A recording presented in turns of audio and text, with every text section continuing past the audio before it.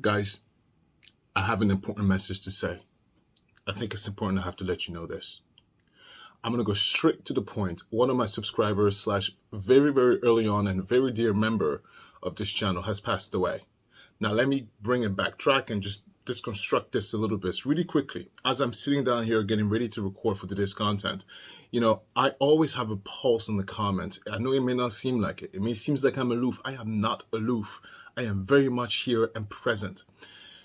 And I saw the comment, and it was on behalf of one of her kin, I believe one of her children, pretty much thanking me for entertaining JoJo. And I remember very well, JoJo, when this channel just picked up with your sassy attitude, I loved it. I absolutely loved it. So my condolences, JoJo's family. I'll spend a little extra time at the last talk to talk about you, okay?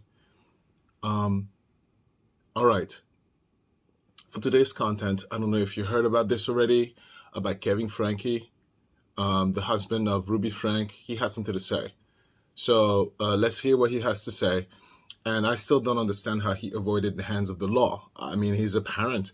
They were not really divorced, and children are the responsibility of both the parents, not just one, unless there's a court order that says otherwise. So I don't understand how he's able to avoid the hands of the law.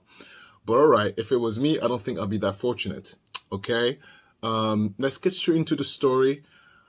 For those, before we start, consider giving me a like, subscribe if you haven't done so, and if you wanted to do more, you have options in the description below. Let's get started.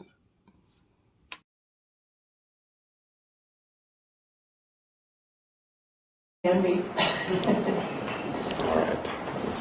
I prepared some remarks, and I have shared those with Representative Watkins, and so I believe if she has not done so already, those remarks can be made available to you upon your request. Would you make sure you introduce yourself? Yes, I'll be happy to do that. Good morning, representatives. My name is Kevin Franke, and I am the former husband of convicted child abuser Ruby Franke and a former client of convicted child abuser Jody Hildebrandt.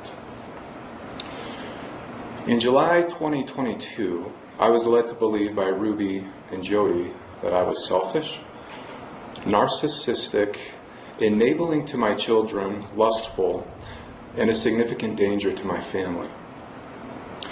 I was convinced by those women and others from Jody's organization named Connections with an X that to save my family, I needed to immediately leave my home and family and live in a no-contact separation for an unspecified amount of time. For over 1 year, I remained in complete isolation from all but Jody and some other of the men who participated in Connections, who were in similar situations, I'll add. Since Jody's and Ruby's arrest on August 30th, my children and I have been in the process of reunification. It's been difficult and painful, this process of healing from this trauma and this tragedy. I'm speaking today to you, representatives, on behalf of myself and also my adult daughter, Miss Sherry Franke, who could not be here with us this morning, to share our joint thoughts regarding child welfare laws and the standards for professional licensing in this state.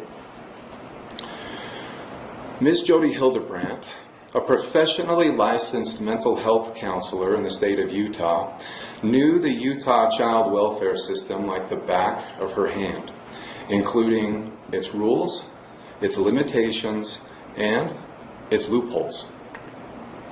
Jody convinced my wife that the government wanted to rip religious families like ours apart and indoctrinate our children with secular teachings. In the aftermath of my wife's and Jody's arrests, I've come to learn that Jody masterfully coached Ruby in navigating the child welfare loopholes in this state. In a nutshell, all they had to do were three things. One, keep the children isolated from the world. Two, ignore all the phone calls from DCFS caseworkers. And three, not answer the door when DCFS and or police officers knocked. That's it. Those three things were all that were required for all of the train wreck that you've seen play out in the media over the past year. Because of the complete isolation of my children, there was not sufficient evidence based on our current laws for government to intervene despite the clear red flags recognized and reported by our close friends and neighbors and family as well. This allowed Jody and Ruby to emotionally and physically terrorize my children behind closed doors, even while those who were the closest to the situation were screaming repeatedly to authorities for help. And those authorities claimed to be powerless in the situation to intervene. So, all right, let me just interject here very quickly because there's a few things that's important to note. I could be wrong, so please, I encourage you to correct me if I'm wrong. Number one, the timeline, right? So he mentions that for 1 year he was isolated from his family at the request of lunatic number one, Jody. Now, the abuse and the emaciation, so apologize, phone call, decline. The abuse and the emaciation of the child happens way past over the year. So at some point, he would have seen his kid malnourished and pretty much bring the parent to task. Like, look, honey, I understand you don't want to see my kid, but what the what's going on? What's going on? Because remember, emaciation is a very specific adjective. It's not like, oh my God, you lost weight. Oh my God, you look a little whatever. No, you're emaciated. You're not eating. You're 100% malnourished. It's not even a debate at that point. So already he starts out with something that's a little bit not so great. But I'm trying to give him the benefit of the doubt and get into, try to empathize a little bit. Now, he adds that it was Jody and Franke who convinced him pretty much that he is the problem. He is a narcissist, and in order to save his family, he needed to disappear. Now, here is what I think. And regardless of what I think does not absolve him of his role in this abuse, because trust and believe, I think he should be in jail for life. But here's what I think. You have two specific scenarios. You have the church that they're both from, well, all of them, and then you have Jody, which is a separate lunacy. And both entities fall, again, in my opinion, in a category of a cult-like situation. So already you have their brain prime and nice and ready to absorb nonsense. So you have Jody here, who sees this family enthralled in the cult of their religion, sees an opportunity to, of course, make it all about herself, uses that opportunity and her expertise to say, your husband is a mess, and you need to listen to what I have to say, because the government wants to take away your freedom and your religious liberty. Now, here comes the statement that's going to have tomatoes thrown in my face. Whatever Jody said, it's something that is currently being perpetrated right now today. This is nothing new in terms of like the government is trying to harm everybody that's religious, This is not nothing new. It's nothing new. This is still ongoing today. It's one of the tropes that's being used to convert people into believing certain things, if you know what I mean, and I think you do, right? But the family, the Frankes, were already too prime too predisposed to absorb that nonsense. And they absorbed it. So, in my opinion, you have two specific scenarios, two lunacies, one taking advantage of the other. And as a result, children were harmed and involved, right? Now, he also mentioned that on behalf of his daughter, he's here to speak to Congress. Honey, sure, why not? The daughter is like, okay, dad, whatever. But this is the grown-up daughter. I don't think, this is, again, my opinion. I don't think she has any interest in being involved in his life. He's using that as a way to put weight onto his statement. Now, up to this point, all he's done is blame. And to me, that tells me that he's not over. He's not unbrainwashed. He's still very much brainwashed. He doesn't see anything wrong in his actions. He doesn't see anything wrong in his actions. Because if he did, I would have started with that. Because when you realize, like, oh my God, what have I done? That's the first thing that comes out of your mouth if you're really remorseful, right? Anyway. Let's continue. Representatives' laws need to change in this state. First, we are asking you legislators today to begin changing the laws in such a way that reported red flags from multiple individuals close to children, namely friends, neighbors, and family, be considered sufficient merit to take children into temporary protective custody without additional evidence of child abuse. I didn't mean to interrupt. Actually, I shouldn't have interrupted. Let's play the whole thing. Perpetrators of child abuse rarely commit such acts out in public, but behind closed doors. These individuals should no longer be able to hide child abuse by simply ignoring the phone calls and the door knocks from DCF caseworkers and waiting the obligatory 30 days before the case is closed. Second, laws regarding emotional abuse need to be created and or improved in this state. DCFS caseworkers recently told my daughter Sherry that they have never once removed a child from an abusive home due to emotional abuse in this state. Despite being much more rampant than physical abuse, emotional abuse is poorly defined by our current laws. Third, Utah laws need to become more clear, defined, and punitive regarding child abandonment. Utah parents should no longer be able to leave their minor children at home alone for days unattended without consequences. Finally, we cannot allow religious extremism to be an acceptable cover and shield for child abuse in this state. Lastly, we call on legislators to ask some very important questions regarding how Ms. Jody Hildebrandt continued to be licensed by this state as a professional mental health counselor, even after all that was apparently known about her by DOPL, the Department of Professional Licensing, since at least 2010.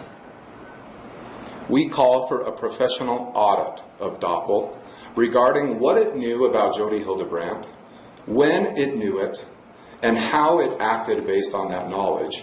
And we call for that audit to be transparent and shared with the public.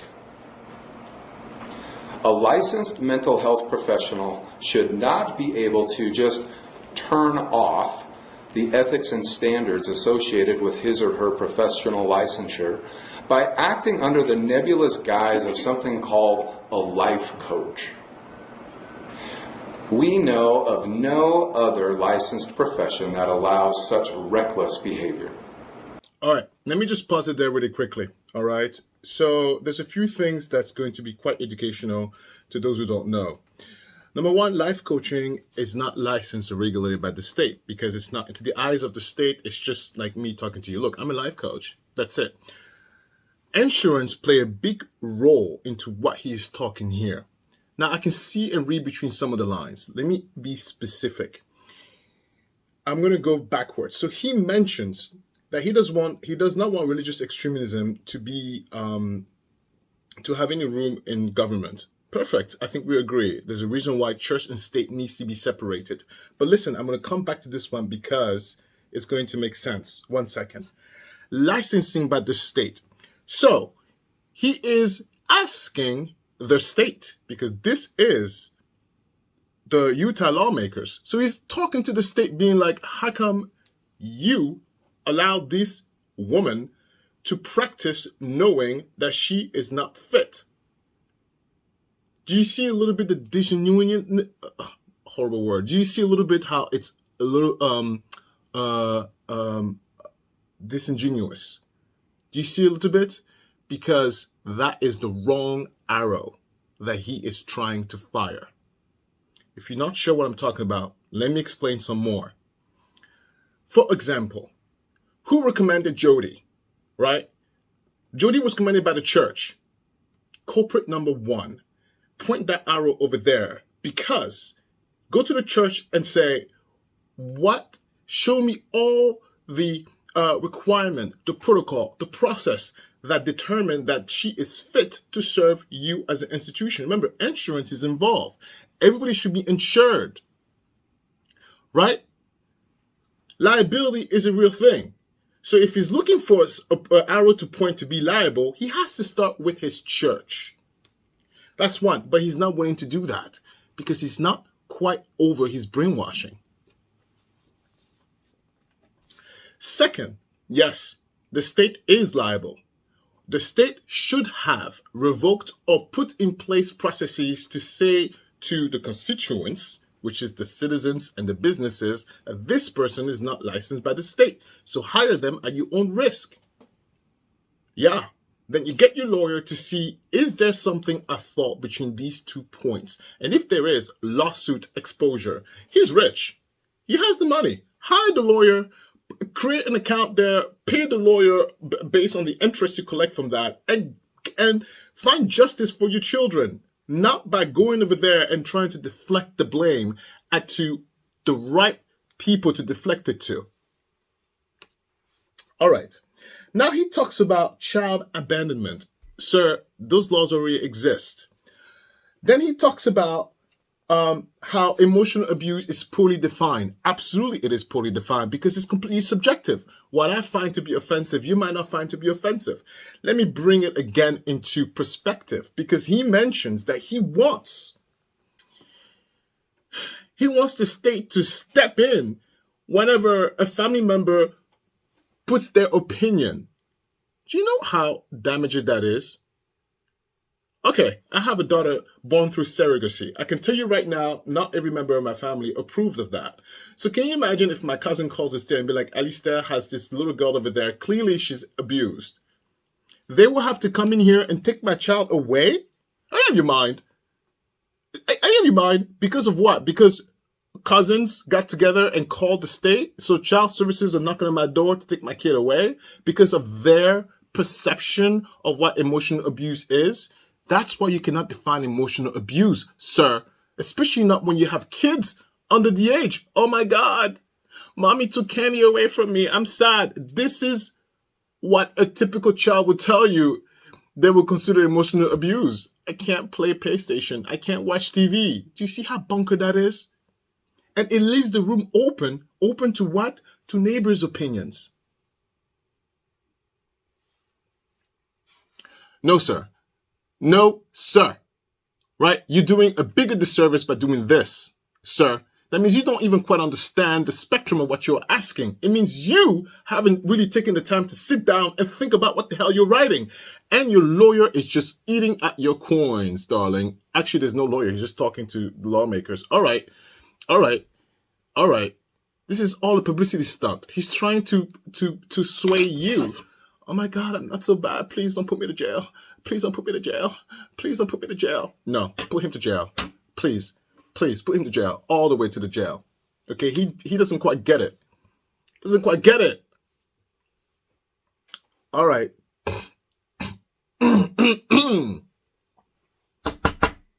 Emotional abuse. Sir, you left your kids for over years.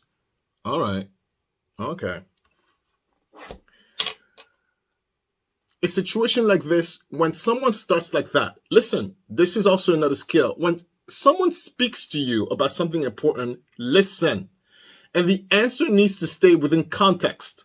If it's not within context, everything else they say is garbage. That means they are refusing to stay into context or answer, or they're trying to dupe you and lie about something. Yes? Oh. All right. Let's see what else he has to say. Mental health professionals hold a powerful and sacred trust with people, usually the most vulnerable among us. Yeah, we know that. And they should be held to a higher standard than they currently are by the professional licensing standards in our state. These conclude the remarks that my daughter Sherry and I wanted to make. I'd like to thank you for your time and consideration. Listen, okay, fine, the daughter is in on it. Okay, great. Look. It's not that hard to dupe a child. Do you understand? The only time in life you don't have to work for trust is when you're a parent.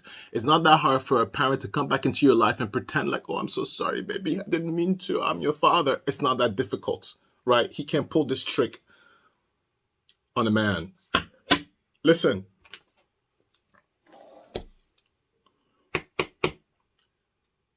Healthcare professionals that work in the field of psychiatry, therapy, that works with the mind, are extremely well regulated.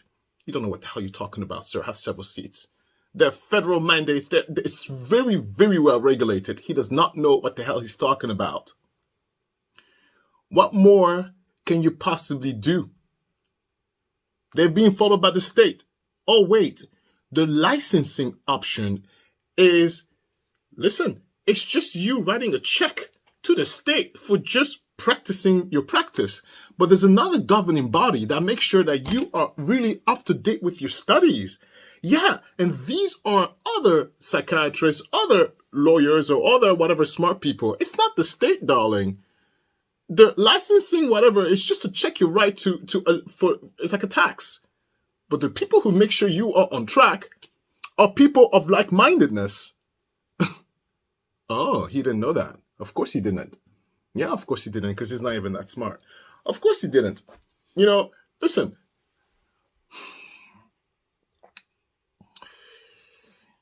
I've spoken to Congress before. New Jersey Congress. Oh, who are you, Alistair? Who are you? Let me tell you what I've been trying to do. I've given up already. Listen. Let me tell you what I've been trying to do for a very long time. Since when? 2013.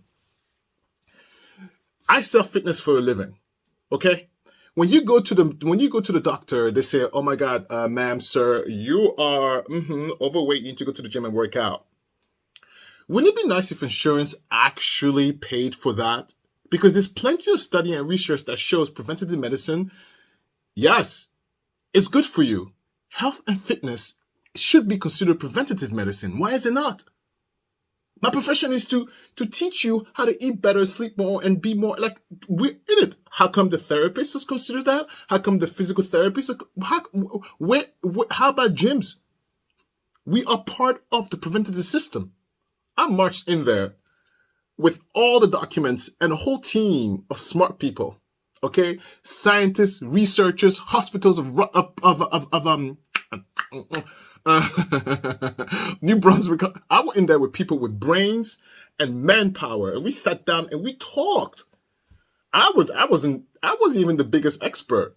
They were just sitting there talking. Congress was like, "Please, boy, have several seats. Have several seats. Get out of my office." It didn't work. It didn't work. It did not work because I saw how difficult it was for clients to pay. I'm expensive. I saw how, like, these people, they need this treatment. They need the preventativeness. They need the fitness expert to be part of their team. But we are expensive. Someone needs to pay for that. And I look at it and I tried my best to work around it. But honey, I got bills to pay too. So I'm sitting there like, this is unfair because insurance is there. You all pay into insurance. That's their job. That's what insurance is for. Okay. And I was like, what the hell? I took my 2 feet and my little brain and I started talking to people like, how do we make this work? I talked to physical therapists, people who are way smarter than me. And we all sat down as a panel in front of New Jersey Congress. And like we were just creeping our way up. And guess what? New Brunswick is the capital of childhood obesity ever since that. Yeah, of course, nobody cares. Nobody cares. Nobody cares. This is not how you get Congress to listen. And you don't even know how to do this right. As if he's like, I'm the poster child of child abuse. I have several seats. A criminal, allegedly. He has money. He could sue me. Allegedly. Listen, let's listen to this next part because, once he goes there and talk and he goes outside now and try to be like, oh my God, I'm whole good now. I'm flustered. I'm really flustered. Jojo. Next segment. Why did you show up to the Capitol today to talk to lawmakers? I showed up to the Capitol today to talk to lawmakers because my family has been devastated by what 2 women were very easily able to carry out in acts of horrific child abuse. And they were able to navigate our laws and sir? take advantage of loopholes that exist, all from the coaching of Ms. Jody Hildebrandt. And those laws need to change. All of the ways that they were able to navigate those loopholes need to be exposed. They need to be talked about, and we need to address these issues out in public. Was it seriously just as easy as just not answering the door? That's all it took for them to hide this for that long? Yeah, not answer the door, not speak with authorities, DCFS or police, just remain silent. And as long as everybody remains silent, then within a specified amount of days, typically 30, the case closes by itself. States have stuff put in place. I'm not 100% sure because this is not my expertise, but I can tell you right now, like if your kid goes to school with bruises, you have to answer to someone. Now they were homeschooled. Okay. All right. So, yeah, but you know what? Let me tell you something. This is where parenting is important, sir. You are the vanguard to your children's safety. Without you, your kids are not safe. Are you out of your mind? Are you crazy?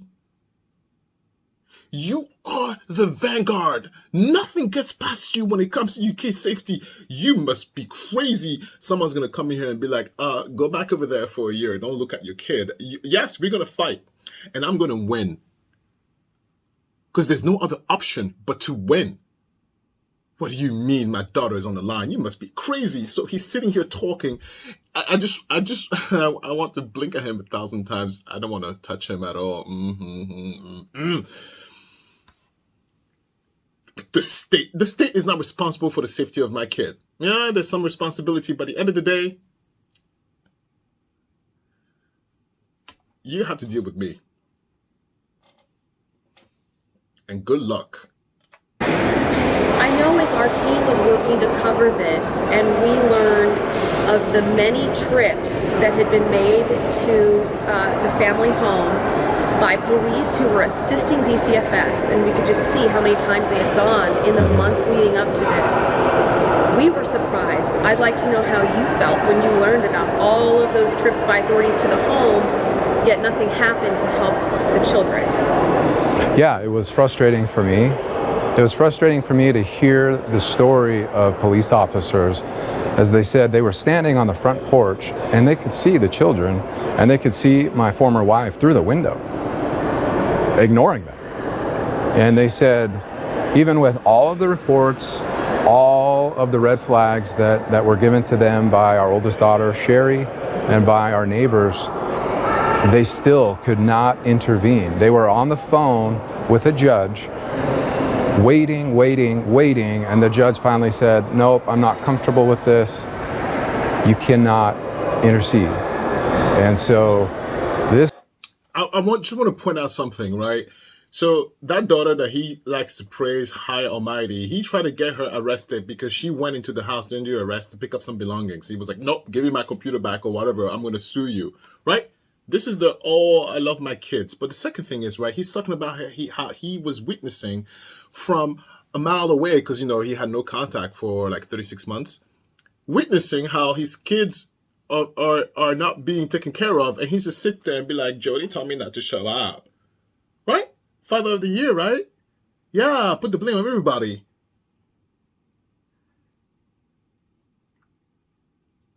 He irritates me. He irritates me. I can't even look at him. Look, I'm going to press play. I can't even look at him. And so this could have been stopped. Another thing that I was terribly frustrated with was that even though I was in separation, that I was not contacted by police authorities once. Now, DCFS was trying to contact me repeatedly, but again, I was being indoctrinated just as much by Jody as Ruby was. Why would they contact you, sir? There's nothing in the legal sphere that says you're separated. Okay. I can tell you right now, right? When our little girl when the daycare needs to contact us, they contact one of us, and that's it. They don't have to contact the other person.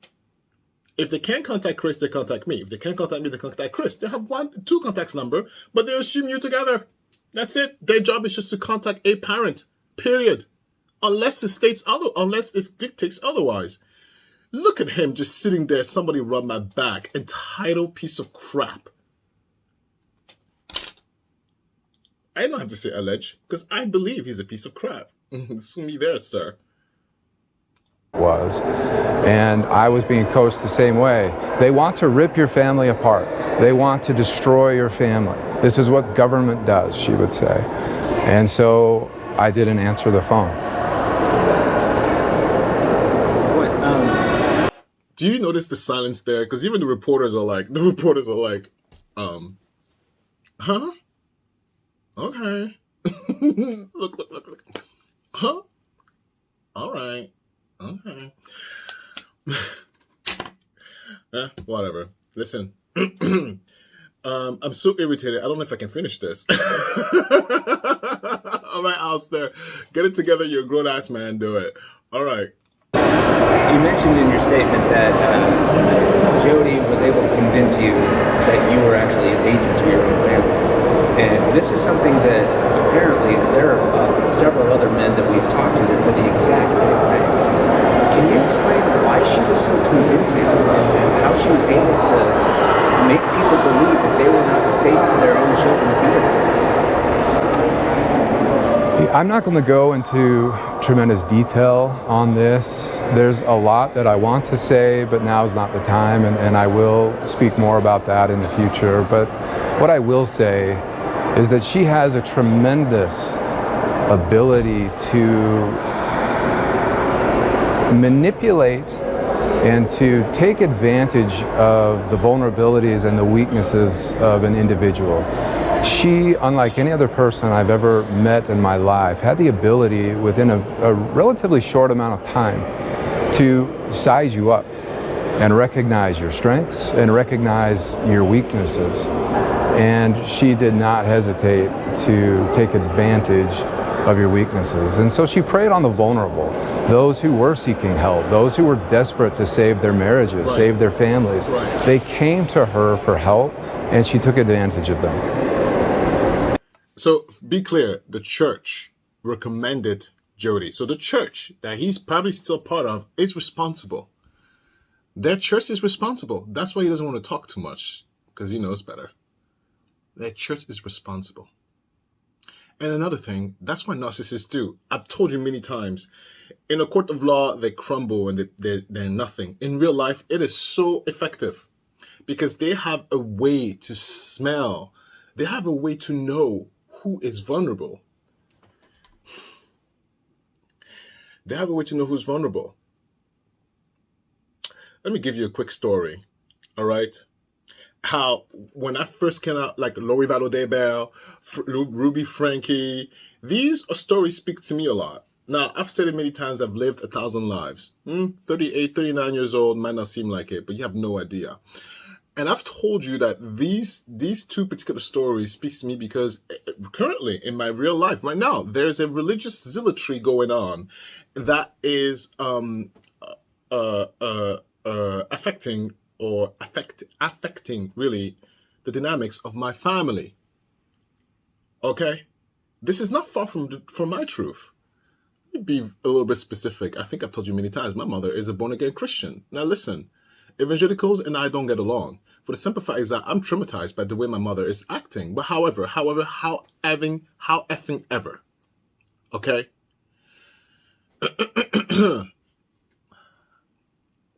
My mom went through her trauma, you guys all know that. And so they smelled and sensed something and tried to get her into it. Which shit they did. Up to a certain point. They are still trying. The church is still trying for my mom to put them in her will. Honey, I'm the executor of the will. I told you, you have to go through me. I'm involved in everybody's affair. Really. I saw that and I was like, who is this? I'm the executor. Mom, remove that right away. No. Now, I'm nice up to a certain point. You irritate me to a point where I'm going to start shouting at you. I was like, are you out of your mind? Are you giving 10%? Are you out of your freaking mind? Oh, hold on, I'm not done. Then, so they get very upset about that. And, my mom is like, oh, my son. And, they know about me and me being gay and having a surrogate daughter. You know what they did? You know what those MF did? They go in there and try to tell my mother that I need to be purged. Now, you might be thinking, what do you mean purge? Like, purge? You could put dot between the lines. And this is not the first time I've heard that. It's not the first time that religiousness in my family has requested or demanded that I get unalived. What? I'm not even kidding. And I said, and that's when she told them, like, okay, well, you guys are crossing the line a little too far, right? But imagine, this is not the fact that they were so bold and comfortable to say that I exorcise the demon out of my body or I need to be, right? It means to tell you they've done this before. Okay? So no, I don't have a good relationship when it comes to religion because it hasn't really touched me in the nicest way. Okay? But everybody does whatever they want. Do whatever you want. Just don't interfere with my safety and my money making, and then we're good. We can be friends. Honestly, you live your life, I live my life, right? But it's when it starts interjecting into my processes, then we have a problem. And I'm telling you, I'm ruthless. Because to me, it's a matter of life and death. And so he's sitting here talking, and that's how Jody got into his head. They're already pre-programmed to absorb a certain type of information. Jody just swooped in and just sprinkled some dust, and they just ate it up, and then here they are. When my mom told me that, and I think I told you, right? This is when it was in conjunction to her being against me going through surrogacy. I told you, I said to her, pack your bags, leave the house. I didn't mean it. I put her in a hotel. I always say it like that. Oh my God. But I told her that, like, you can leave. It was midnight or 11 or 10. I don't know. I was like, you can leave. You can leave right now. You can leave right now. Right? Because when you infringe my sense of safety, I can't trust you anymore. And between me and you, there's a rule in this house. My daughter is not allowed to be watched by anybody else, by my mother-in-law and my sister-in-law. Certainly not by herself and my mom. Oh my God. I'm not saying my mom can do something, but it takes one moment to change your life. And I'm not willing to take that risk. Therefore, she showed me that she even entertained, like the fact that it just made me so uncomfortable. No. As long as I'm alive. You're not going to be one-on-one with my kid. You're going to have to work very hard for your meal. So hard that you just go and murder somebody else. That's what it's going to be. It's not even funny. All right, let's continue and press play. Those who were desperate to save their marriages, save their families, they came to her for help, and she took advantage of them. And what are you hoping for now? I know you mentioned mentioned that laws need to be changed. What specific laws are you hoping that they can actually change as soon as possible? Yeah, the laws that need to change in this state are laws pertaining to child welfare. We need to close those loopholes that Jody and Ruby navigated to avoid any sort of intervention on behalf of my children. I'm also working with legislators to create new legislation, the first of its kind in this country, to begin regulating this shadow industry called life coaching that currently... All right. So let me tell you something right now, right? He wasn't even able to name one loophole. You know, when I went in front of Congress and my team and I were talking about the loophole, cardiac rehab programs. We deconstructed that. He didn't say crap. Someone asks you, oh, you're trying to change something. What are you trying to change? Laws pertaining to child abuse. You have nothing to say? You've done no homework? Honey, what have you done? That's what I mean. That's what I mean. Remember, someone speaks to you, listen. If the question's not answered, honey, there's nothing to answer. That means he doesn't know what the hell he's talking about. Doesn't know what the hell he hasn't even have the audacity to consult someone who knows what they're talking about. Okay? The cardiac rehab program is very easy, very simple. If you ever had a heart attack, before the cardiac rehab program, they just tell you, oh my God, don't move, stay home, don't do anything, okay? Don't hurt yourself. Through research and science, it was like, no, actually, you kill someone faster if they stop moving. You have a heart attack, your next step is the gym. They want you to move and exercise, darling. That's what they want you to do. Yes. Yes, and so you are being followed by a personal trainer. Yeah. Okay? And the personal trainer works in conjunction with who? You guessed it, physical therapist, right? But the insurance only pays a physical therapist. They don't pay the personal trainer. You have to pay that out of pocket. It's like, wait a minute. They have to work in conjunction for my benefit, and I pay my medical insurance. Oh no, sorry, it's just a personal trainer. Yes. Do you understand what I've been trying to do in my young life? More things than this idiot. You know what I mean? And so now the cardiac rehab program was based on 100% research, and we use that as an example because personal trainers are sprinkle across the entire spectrum of the regulated industry of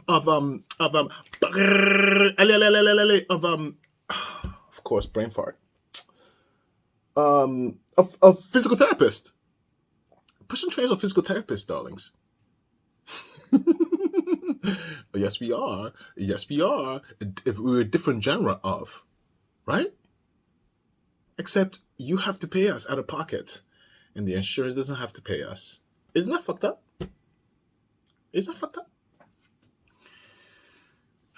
So he doesn't know what he's talking about. A little boy trying to pretend like he's a man. Yeah.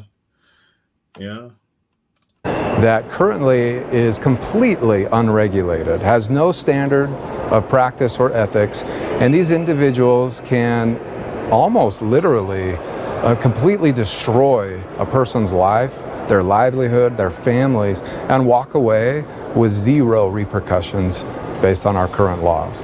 I know of no other profession that can effectively impersonate a licensed professional and have no consequences. Yeah, I did a story with Senator Hankins, and I think he accidentally told me that, like it slipped out, that you came to him and said, hey, look, this is an industry that needs to be heavily regulated. Yeah, that one's my brainchild.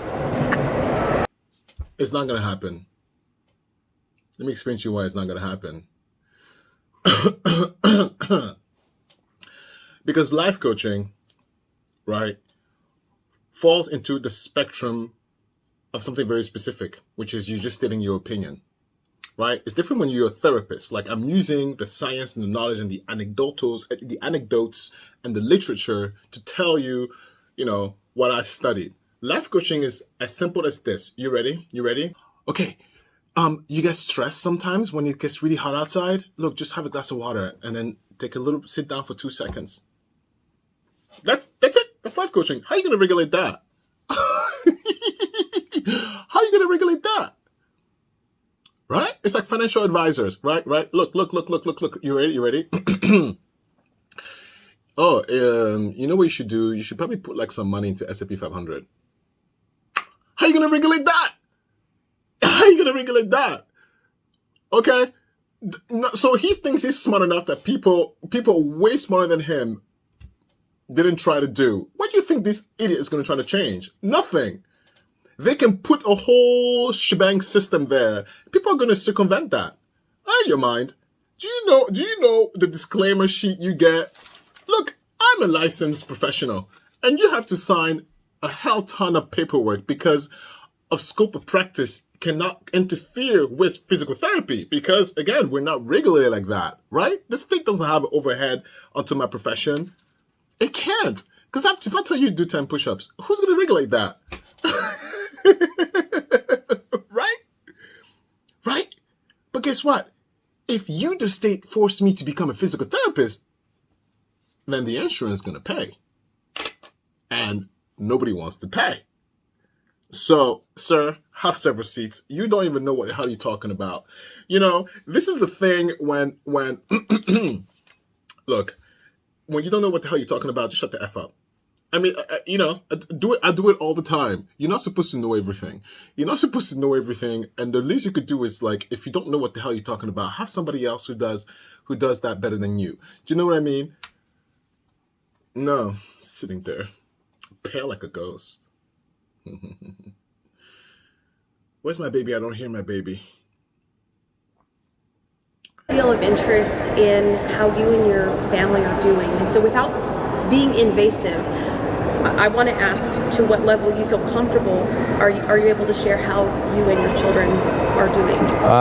I can state that we are struggling and working through the process of recovery, and that's all I can state. We see you here today advocating for change. These things take time. Are you in this for the long haul? Should we expect to see you at legislative hearings from here on out until the changes you're asking for are realized? I'm going to become a man possessed. This. All right, look, I'm no longer interested in listening to him.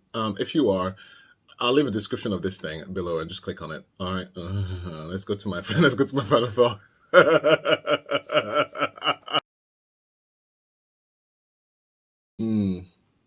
Yeah, I get turned off like that, even in real life. I get turned off that quick. My tolerance for BS is very small. And then, listen, what a final thought. What the hell are you talking about? Listen, I'll save all my mess for the let's talk. So let me just give you a quick final thought of this, right? Why is he walking free? Why is he walking free? Someone explain to me how you have a parent household where the kid is being emaciated and you only get one?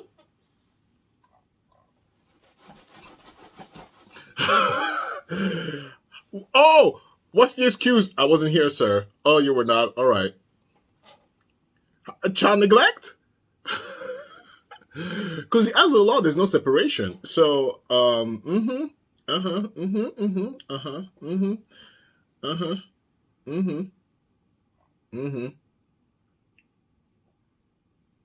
And what was he doing for the whole year at home with no kids? Now, look, she has 1,000 kids.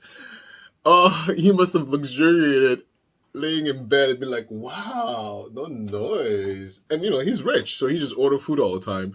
Wow. Ooh, this is what it feels like to be single and no children. He must have loved it.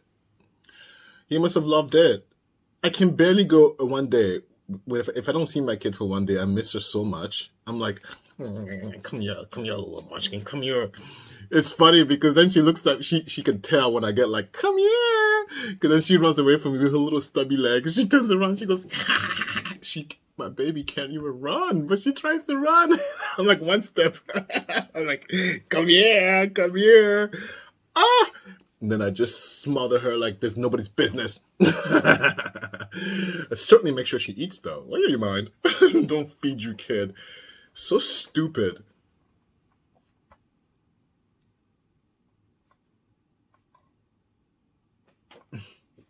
I'm distracted. there's a lot going on here, and most importantly, I do have my brain is completely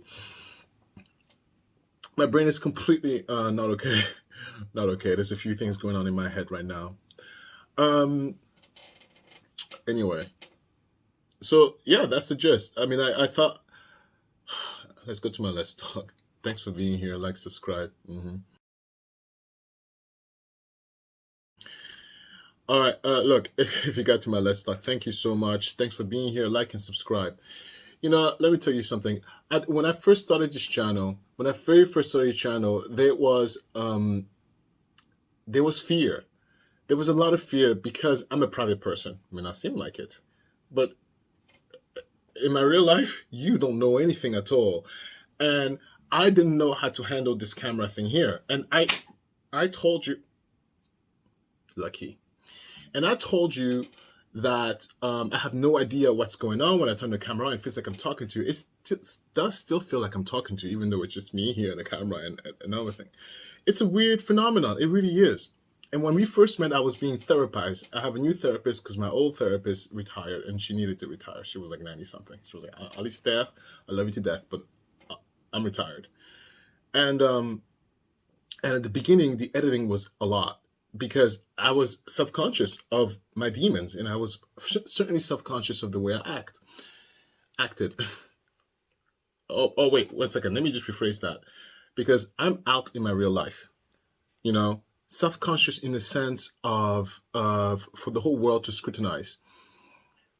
But I have tough MFing skin, and even in my professional life, depending on who I'm talking to, I have to go to meetings and be proper, right? But that's not the real me. Is really funny, good lucky, and have a good time and twerk and dance and laugh and have some drinks and giggle and kiki. Like, that's me. But you know, you can't be yourself all the time. You have to adapt to who's in front of you. So when I'm in meetings, I'm not acting like this. I have your mind. So when I have this camera here in front of me, it feels like I'm with friends. So I'm very relaxed. And I couldn't understand for the life of me at the beginning. I was like, oh my God, get it together. Act like, hello, good evening, everybody. Well, that's the news, right? So the editing was a nightmare. It was a nightmare. And I remember my husband was telling me, oh, you know, you seem to like it. So I'm single parent until you do your stuff. It would take me days to make a video. Days. Trauma. Talk about trauma. And I was like, no, I can't let you be a single parent. Your mind. I'm a parent. No, you're not single parenting. And that's when I was like, okay, Alistair, you're going to have to take a jump and put yourself out there and deal with the consequences. Is that what you want, Alistair? Is that what you want, Alistair? And I talked to myself. I said, yeah. Let me do this YouTube thing, a thing. I like the people who's on there, and I'm having a good old time. This is really fun and enjoyable. And I say all this to say, because you know who you guys are. People at the beginning who are still here today. Because when I came out, people dropped off like flies. It's okay, because in my real life, I'm out. And I remember, what the? And I remember this fly is really, he escaped. And I remember,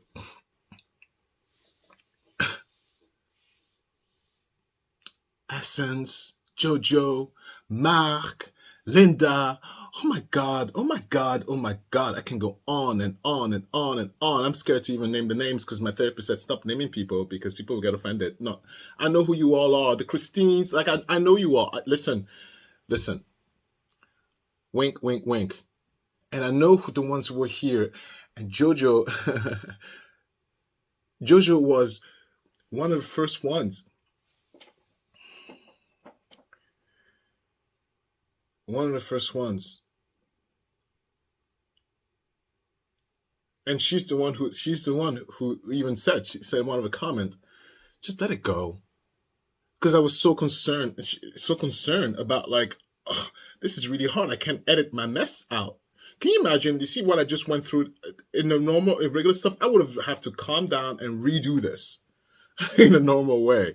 It was just a nightmare. And I voiced that out, and Jojo was like, just stop. Stop. And I was like, yeah, Jojo's right. All right, fine, I stop. And I say all the time, like, what you guys say, I read and I think and I apply it to my life.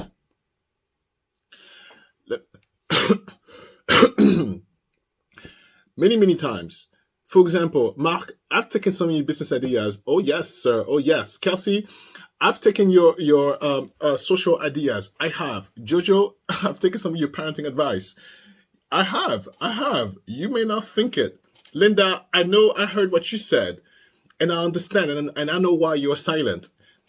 And I get it, and I'm not going to force you to anything. But do you understand what I'm trying to tell you? So hearing the news that Jojo passed away makes me very sad because it's almost like losing a friend.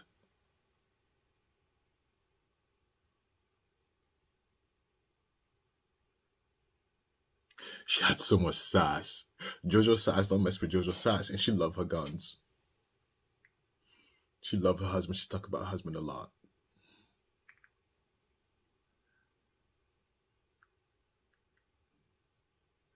And it's funny. I when you guys go silent, sometimes for a long time, I think of you. And I was seeing that, I was like, where did Jojo go? Yeah.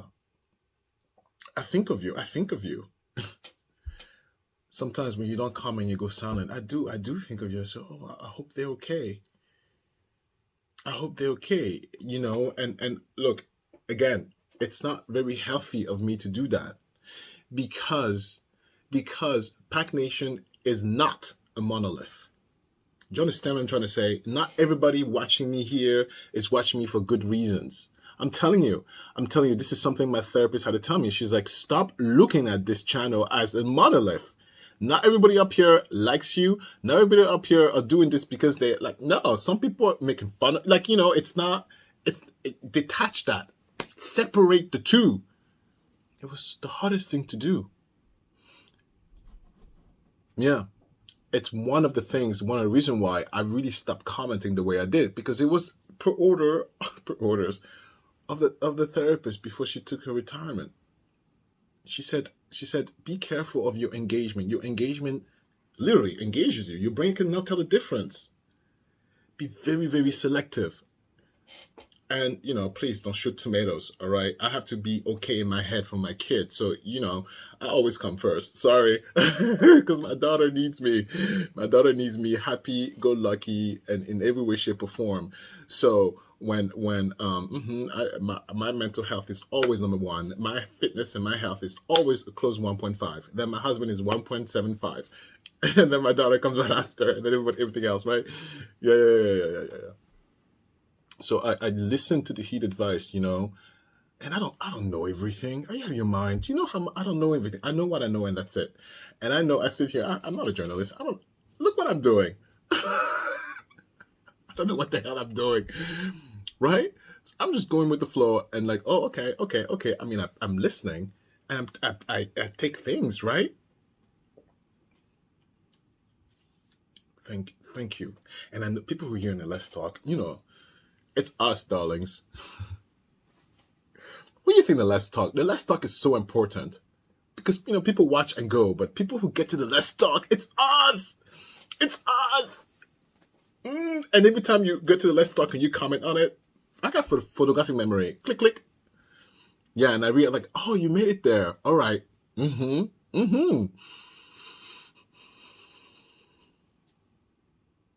Like, David, I was so happy. I was so happy to hear from you. And David, I don't know what you're thinking.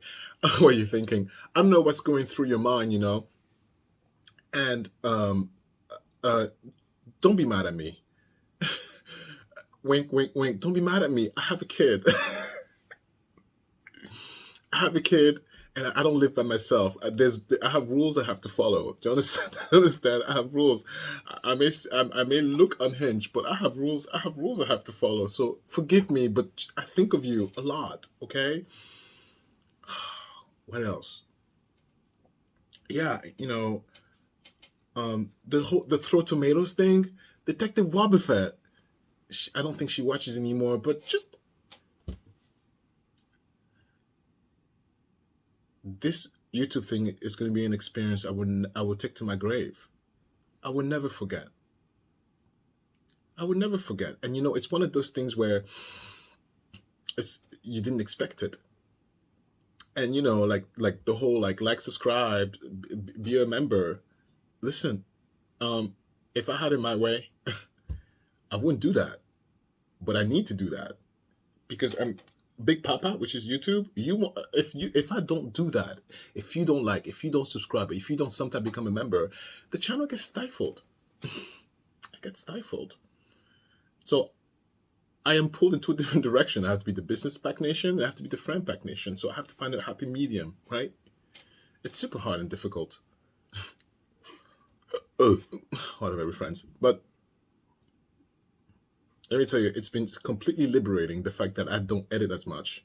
First of all, it's time, like the time constraint is crazy, but it's very nice to consolidate people who wanted to see me in that particular light. But now, I have a kid, I have a daughter, I have a husband. We're very much in love. I'm loud, I'm obnoxious, I giggle, I burp, I fart. I'm all of that, right? I talk to myself a lot.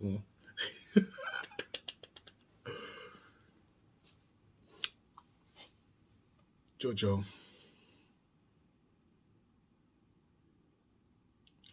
I remember, when she first commented, she called me a hoot. You're such a hoot. And then she started laughing. I was like, oh, girl. And I started laughing too. I don't know what a hoot is. I started laughing and I was like, oh my God. And then she talked about her guns. And I remember I was talking about the meaning of PACT Nation: peace, action, compassion, tolerance. And she said, repeat that. Keep repeating that. Make sure you say every time what PACT Nation stands for, because that's important. And I was like, okay, Jojo, okay, I will. I just keep forgetting. But yeah, I will. Yeah. She loved her guns.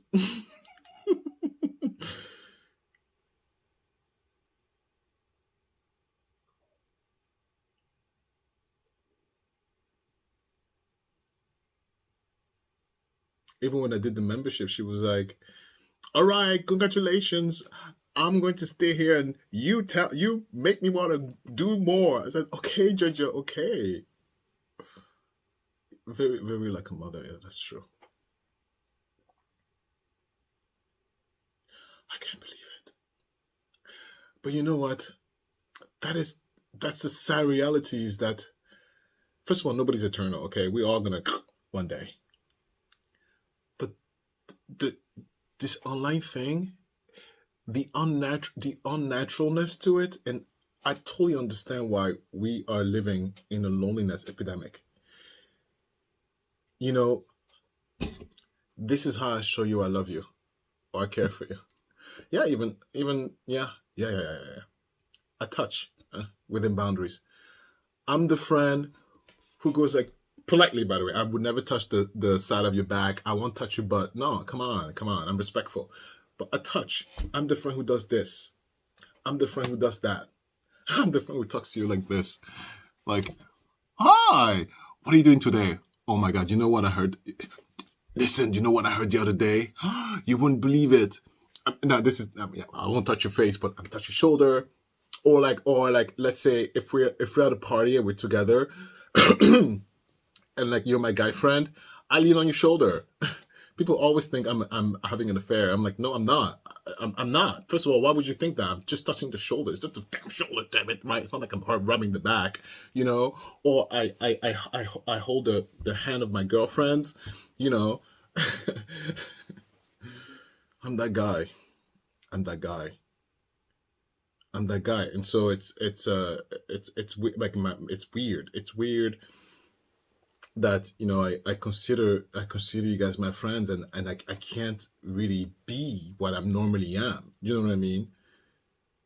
And even when I get irritated, because I have a temper and I get irritated, but I never cross the line, and I never make you feel like you are less than, right? Because we could be friends, and I disagree a lot with my friends, and I'd be like, no, or I'd be like, oh, you're really annoying me today. But I'd be like, oh, please don't leave. Just have a seat here and let's just take a moment aside, right? So we still, yeah, like, So have a seat over there. And then I'm like, do you want to get some lunch? Yeah. And I know that's a European thing because I've only seen it work over there in France, in Europe. Here in the US, it's like if you don't agree on everything, then we can't be friends. That's not true. Oh my God, that's not true. I'm allowed to have my own mind and still like you. I'm allowed to say, no, I disagree. That's very rude. Get out of here. No. And still be like, what are you doing later? Want to grab something to eat? Yeah, we could disagree all day for a whole 24 hours. It doesn't mean it's the end. Not at all. It just means we're different. Duh. Do you know what I mean?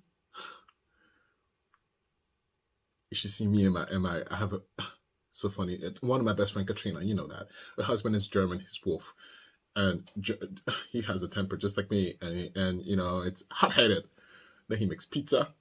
Want a drink? I'm like, yes, let's go. Sit there laughing. While Christopher and Katrina was like, oh my God, here they go again. Jojo, I will miss you. I will miss you very much because, you know, as this channel evolved and as it continues to evolve, I cannot do this by myself. I can't do this by myself. You know, I mean, I am steering the ship, but I need you all. And look, I know I mentioned some names and don't feel ostracized. You all in my head, My Sarabun spy, which turned into spies. Yeah, Tina, there's more than you now, but but listen, stop it. You know, stop it. You're there in my mind, you're there. And, you know, obviously I won't know if something happens to you and you won't know if something happens to me because also I'll disappear, right? But regardless of what happens, whether or not you subscribe, unsubscribe, disappear, don't disappear, leave and don't come back, just know that you've touched my heart. And I will never forget you. And it may seem like I don't know who the hell I'm talking to or about. No, I look disorganized. I'm very organized. And I take 1,000 notes. Go back to the video thing and you see how my pile of notes and trash. And when I sit there and I read the comments, I also take notes because it's through my notes that my memory gets better. My head goes everywhere, but when I put it on paper, my memory is like on stone. And I never get rid of my paper. I classify them. It's like I'm organized. I classify them. I can always go back. Like these moments are recorded in my notes. And I have a little box there where I put all my PACT Nation notes. And one day when I'm old and decrepit and maybe like, I don't know, on a wheelchair and can't move, I'd be like, give me my notes so I can go back to my memory and relive those moments that we've lived together.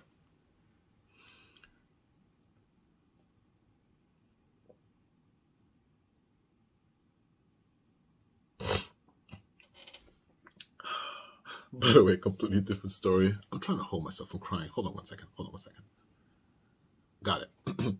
You know the insult, like, stop acting like a baby. I'm going to start taking that offense.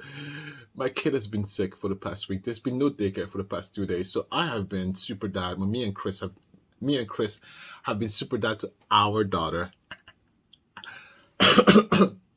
You know who you are. Hi. To our daughter.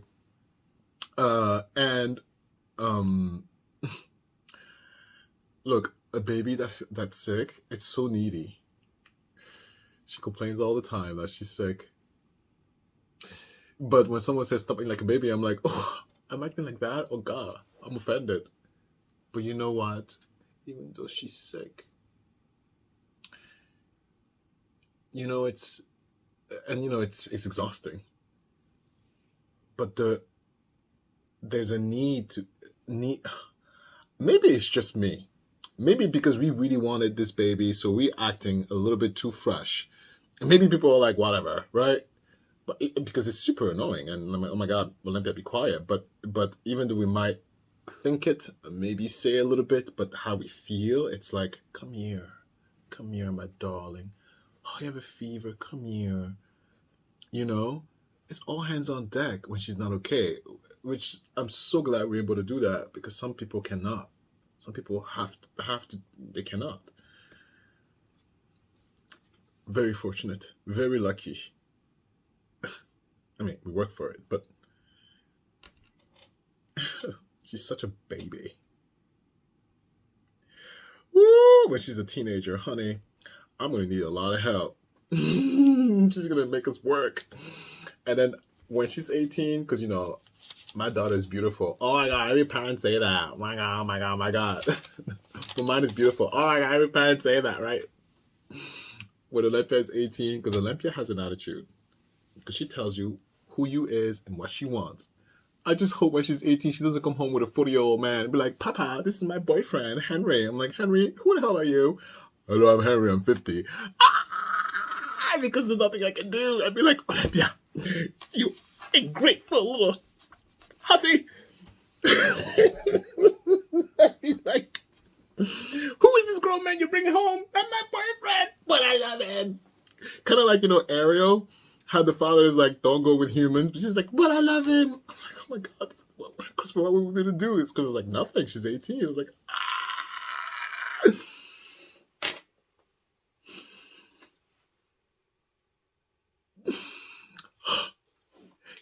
It's 6 p.m. Where is my kid? I don't hear anything. I have to go and figure out what's going on upstairs. You know, she's usually not that quiet. The phone is not ringing, so Chris is not having an issue. So where are you? Are you at my mother-in-law? Let me know. Let me know. I have to go and see what's going on with my kid and see her. Jojo, miss you to death. Jojo's family, if you can, just drop in once in a while in a random video and just say hi. Just say hi, so, you know, you don't have to. That's a lot of work. I mean, they're like, Ulster, you know, like, my mom knew you. No, we don't know you. I'm sorry. Nefertiti. Stop naming. All right. Goodbye. See you.